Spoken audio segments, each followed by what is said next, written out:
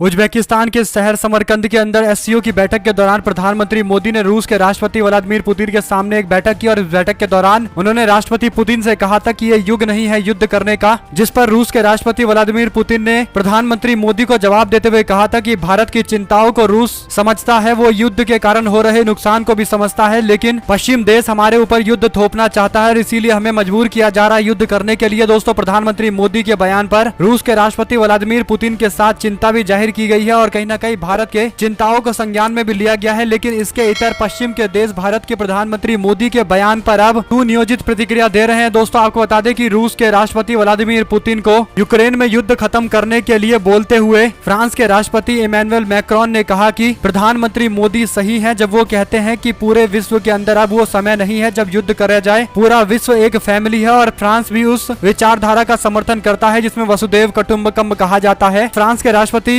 Emmanuel Macron सीधे तौर पर प्रधानमंत्री मोदी का नाम लेकर उन्हें कोट कर रहे हैं अपने भाषण के दौरान, दोस्तों, जो साफ तौर पर दिखाता है कि भारत की आवाजों को केवल सुना नहीं जाता बल्कि उस पर ध्यान दिया जाता है और उन्हीं बातों को दोहराकर दुनिया के भविष्य की विचार किए जाते हैं। दोस्तों, और इसी तरीके का बयान इमैनुअल मैक्रोन की तरफ से सामने आया है। आपको बता दें कि इस पूरे बयान में एक तरीके का पैटर्न है, क्योंकि इमैनुअल मैक्रोन के बयान से पहले अमेरिका के विदेश सचिव एंटोनी ब्लिंकन की तरफ से बयान देते हुए कहा गया कि प्रधानमंत्री मोदी ने कहा कि this is not an era of war. इस पर पुतिन को ध्यान देना चाहिए और पुतिन को प्रधानमंत्री मोदी के शब्दों पर आगे बढ़ना चाहिए। दोस्तों, आपको बता दें कि पश्चिम देशों की तरफ से दिया गया ये बयान यही नहीं थमा बल्कि पश्चिम देश की ओर से सामने आया एक और देश यानी यूनाइटेड किंगडम, जिसने कहा कि प्रधानमंत्री मोदी का बहुत अच्छा प्रभाव है पूरी दुनिया भर के अंदर। अगर प्रधानमंत्री कोशिश करेंगे और यूक्रेन रूस युद्ध पर दखल देने की कोशिश करेंगे तो इससे समाधान हो पाएगा। यूक्रेन ने प्रधानमंत्री मोदी के बयान पर इस तरीके की टिप्पणी की है। दोस्तों, कुल मिलाकर 3 बड़े देश जो दुनिया भर के अंदर पश्चिम देशों का प्रतिनिधित्व करते हैं उनकी तरफ से दिया गया बयान साफ तौर पर एक पैटर्न में आया है। कहीं न कहीं रूस के खिलाफ मोर्चा खोलने के लिए प्रधानमंत्री का बयान पश्चिम के देशों को एक मौका दे गया है। दोस्तों, यानी भारत उसके लिए इस वक्त कितना ज्यादा महत्वपूर्ण है पूरी दुनिया जानती है कि अगर रूस को कोई संकट से निकाल सकता है तो वो भारत है और इसीलिए भारत की एक एक बात रूस सुनता है। दोस्तों, और इसीलिए पश्चिम के देश अब रूस के राष्ट्रपति व्लादिमीर पुतिन को प्रधानमंत्री मोदी के शब्दों का इस्तेमाल करके युद्ध खत्म करने के लिए कह रहे हैं। क्या आप लोग पश्चिम के इन देशों के बयान को